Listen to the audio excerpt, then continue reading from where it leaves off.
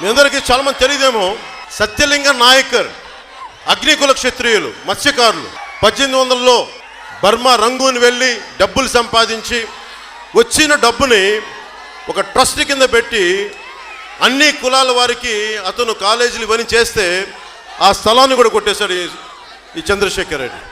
ఎక్కడికి వెళ్ళు బలహీన వర్గాల కాలనీలు కబ్జా పెట్టేశారు. ఇటువైపు వెళ్తే పాపం పెన్షన్దారులు, జయలక్ష్మి బ్యాంక్, కోఆపరేటివ్ బ్యాంక్ వాళ్ళకి మద్దతు తెలిపి పాపం వాళ్ళు నష్టపోయారు. ఏ మూలకెళ్ళినా సరే ఈ చంద్రశేఖర్ రెడ్డి అని ఒక ఎమ్మెల్యే ముఖ్యమంత్రి అండ చూసుకొని ఇన్ని అడ్డగోలుగా దోపిడీలు చేస్తా ఉంటే అందరూ నా దగ్గరికి వచ్చారు.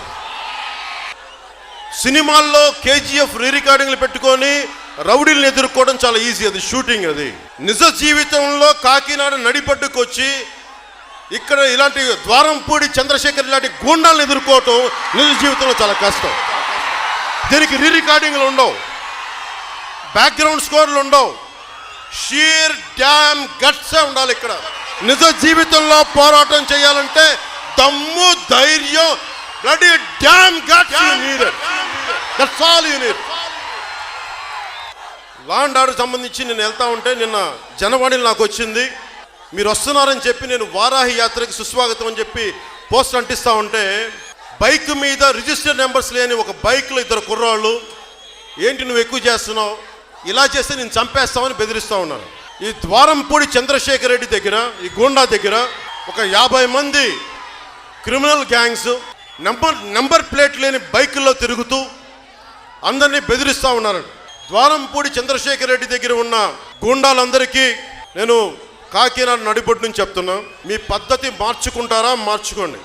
మీ అందరినీ నాకు అవకాశం వచ్చిన రోజున, అధికారం వచ్చిన రోజున ప్రతి ఒక్కరిని గుర్తుపెట్టి వీధి వీధి తన్ని తీసుకెళ్తాను. గుర్తుపెట్టుకోండి, శండాలు ఒలిపించేస్తాను ఒక్కొక్కడికి.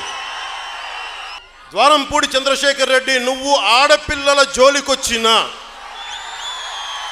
నీ గూండాగాళ్ళు ఆడపిల్లల్ని బెదిరించిన, మీ తాతకి చేసినట్టుగా నిన్ను మళ్ళీ బేడీలేసి మరి లాక్కెళ్తాను. గుర్తుపెట్టుకో, నీకు ఆ జీవితం నీకు వస్తుంది, నీకు ఖచ్చితంగా. మీ తాతకి డిటి నాయక్ చేశాడు, నేను నీకు భీమ్లా నాయక్ ట్రీట్మెంట్ నేను ఇస్తాను నీకు. గుర్తుపెట్టుకో, ఒళ్ళు పొగరెక్కి కొట్టుకుంటావు నువ్వు. నేను ఎందుకు నేను ఏకవచనంతో పిలుస్తున్నానో కూడా చెప్తా. అందరినీ వారు వీరు మర్యాదగా మాట్లాడతా. నువ్వు నన్ను పచ్చి బూతులు తిట్టావు అకారణంగా, మామూలుగా తిట్లా. నీకెంత బలుపు అంటే, నీకు డబ్బులు ఎక్కువైపోయి వచ్చిన బలుపు నీకు. నువ్వు మా ఆడపడుచులను కొట్టించావు చంద్రశేఖర్ రెడ్డి. నువ్వు గుర్తుపెట్టుకో, ఈ రోజు నుంచి నీ పతనం మొదలైంది.